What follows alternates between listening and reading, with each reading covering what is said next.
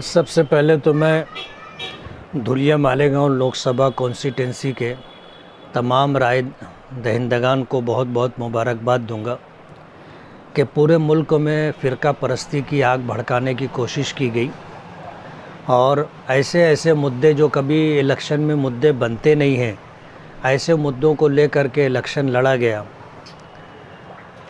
और नफ़रत की आग भड़का करके कोशिश ये की जा रही थी कि फ़िरका परस्ती दी जाए और सेकुलरिज़म हार जाए। लेकिन पूरे मुल्क में सेकुलर जहन रखने वाले हिंदू, मुस्लिम, सिख, ईसाई लोगों ने इस बात को पसंद नहीं किया और उन्होंने जो है ये तय किया कि हम सेकुलर उम्मीदवार को वोट देंगे। धुलिया मालेगांव लोकसभा सीट ये तो तय हो गया कि किस उम्मीदवार को कितनी वोट मिली है, लेकिन अभी तक जो है निवडणूक अधिकारी की तरफ से ऐलान नहीं हुआ और जीतने वाले को सर्टिफिकेट नहीं दिया गया।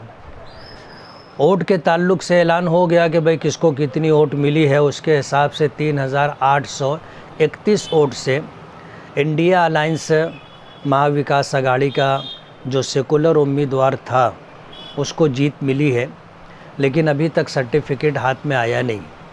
आज इस मौके पर मैं धुलिया मालेगांव के लोगों को और ख़ास तौर पर मालेगांव के लोगों को, मालेगांव सेंट्रल के लोगों को मुबारकबाद दूंगा कि उन्होंने बहुत बेदारी का सबूत दिया और उस बेदारी की वजह से 1,98,205 वोटें मालेगांव सेंट्रल से सेकुलर उम्मीदवार शोभाताई बच्छाव को मिली है।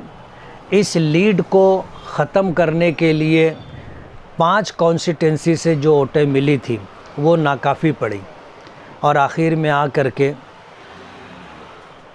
ये हुआ कि 3,831 वोट ये जीत का सबब बनी।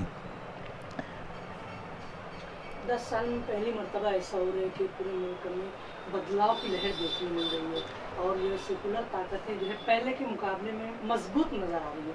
आपकी क्या बात? बात तो वही है जो आप कह रहे हो कि मुल्क में जो नफ़रत का माहौल बनाया गया था और जो जुमलेबाजी की जा रही थी और जो झूठे वादों की गारंटी दी जा रही थी, आवाम ने उसको समझ लिया और समझ करके माजी में जो गंगा जमनी तहज़ीब थी और मिलजुल कर के रहने का जो माहौल था उसी को लोगों ने पसंद किया और धर्म में बांट करके जो सियासत की जा रही थी और नफ़रत का माहौल बनाया जा रहा था, लोगों ने उसको कबूल करने से इनकार किया। और इस इलेक्शन में सेकुलर ताकतों को जो है, सेकुलर पार्टियों को ताकत मिली है और अभी तो चंद दिनों में ये वाज़ेह होगा कि सरकार किसकी बनती है। लेकिन आने वाला जो इलेक्शन होगा वो इंशाअल्लाह इन नफ़रत के माहौल के ख़िलाफ़, फ़िरका परस्ती के ख़िलाफ़ सेकुलर पार्टियों के उम्मीदवार जीतेंगे और सेकुलर पार्टी की इंशाअल्लाह सरकार बनेगी। जो इलेक्शन हुआ उसके अंदर जो है जमीयत का भी काफ़ी अहम किरदार रहा है। जमीयत से जो है ऐसे 8,000 वोटरों को स्लिप दी गई जिनके नाम नहीं मिल रहे थे, तो आप जमीयत तो हमेशा फ़िरका परस्ती के ख़िलाफ़ रही है और जमीयत के अकाबिरीन ने पूरे मुल्क में ये ऐलान किया था, माइनॉरिटी को और ख़ास तौर पर मुसलमानों को ये गाइडलाइन दी थी कि फ़िरका परस्त उम्मीदवार के सामने जो भी सेकुलर उम्मीदवार हो, चाहे वो किसी भी सियासी पार्टी से ताल्लुक़ रखता हो, उसको वोट देकर जिताने की कोशिश की जाए।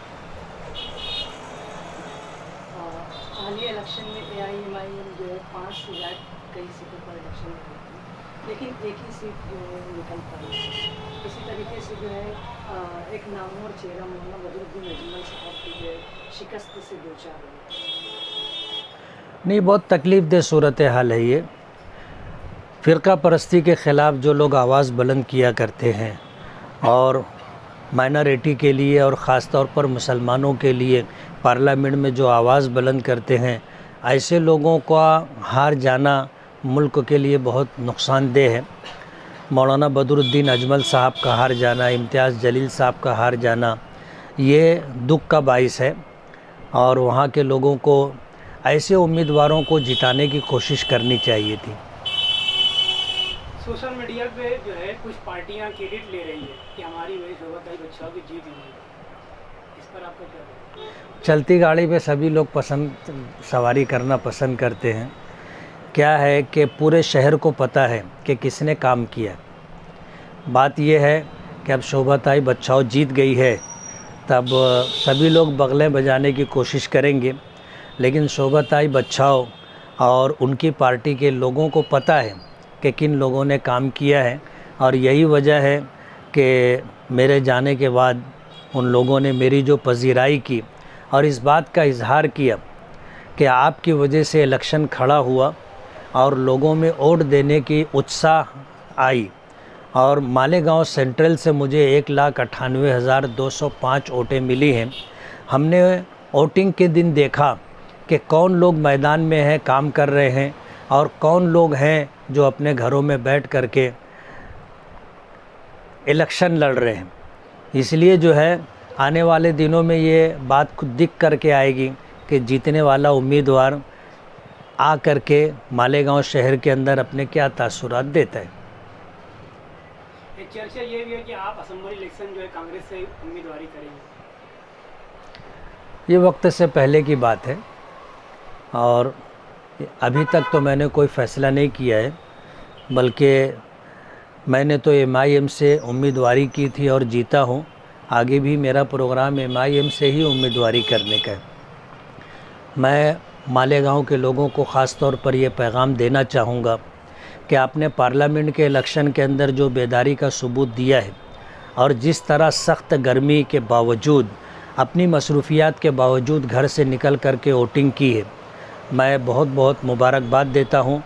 और पिछला असम्बली इलेक्शन हुआ था, उसमें हमारे कांग्रेस के उम्मीदवार शेख आसिफ साहब हार गए थे और उन्होंने वोटरों से इंतकाम लेते हुए बोगस वोट बोल करके, मैयत वोट बोल करके असली वोटरों की जो उन्होंने वोट कटवाई थी, उस वोट के कट जाने की वजह से गालिबन उन्होंने 40 से 45 हज़ार वोट कटवाई थी। उनमें से एक बहुत बड़ी तादाद वोट देने के लिए निकली, लेकिन यादी में उनका नाम नहीं था। उसकी वजह से वो लोग बहुत ज़्यादा नाराज़ हुए। अगर उनके वोट नहीं कटे होते तो मुझे यकीन है कि उनकी वोट पड़ने के बाद ताई जो है एक बड़ी लीड से चुन करके आती। आज तो लीड बहुत छोटी है, 3,831 बताई जा रही है, वरना 30-40 हज़ार वोटों से ताई चुन करके आती। दूसरा पैगाम ये देना चाहूँगा कि माजी में भी बीजेपी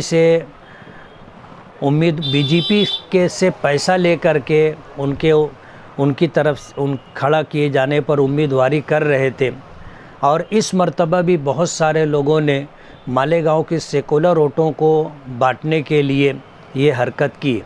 मालेगांव के लोगों को, ऐसे लोगों को याद रखना चाहिए और आइंदा किसी भी इलेक्शन में ऐसे लोगों को वोट नहीं देना चाहिए। मैं बहुत बहुत शुक्रिया अदा करूंगा अपने मालेगांव सेंट्रल के वोटरों का, जिनको मैंने ये पैगाम दिया था कि इस तरह उम्मीदवारी करने वाला अगर आपका भाई हो, आपके घर का भी कोई फ़र्द हो, तो आप उसको वोट ना दें। अगर इस पैगाम को न सुना गया होता और इस पर अमल नहीं किया गया होता तो ताई का जीतना मुश्किल था। 3,831 वोटों की लीड कोई लीड नहीं। इसलिए मालेगांव के वोटरों को बेदार रहना है और कौम मिल्लत के वोटों का सौदा करने वाले और मिल्लत से गद्दारी करने वाले और मिल्लत को नुकसान पहुंचाने वालों लोगों को जहन में रखना चाहिए। और जिन लोगों की वोट कटवाई गई है, ऐसे तमाम लोगों को अपनी वोट दोबारा यादी में बढ़ जाए, इसकी कोशिश करना चाहिए। जमीयत उलमा इस बात के लिए हमेशा कोशा रही है और तकरीबन 25-30 हज़ार वोटें उन्होंने, 21 हज़ार से ज़ायद वोटें उन्होंने जो है बढ़वाई हैं, और अभी भी मुसलसल ये काम चल रहा है। मेरी ऑफिस दारुल खैर से भी वोट बढ़ाने का काम हो रहा है। तो जिनकी वोट कटवाई गई थी वो लोग अपनी वोट बढ़ाने की फ़िक्र करें और आने वाले इलेक्शन के अंदर अपनी बेदारी का सबूत देते हुए वोट देने की कोशिश करें।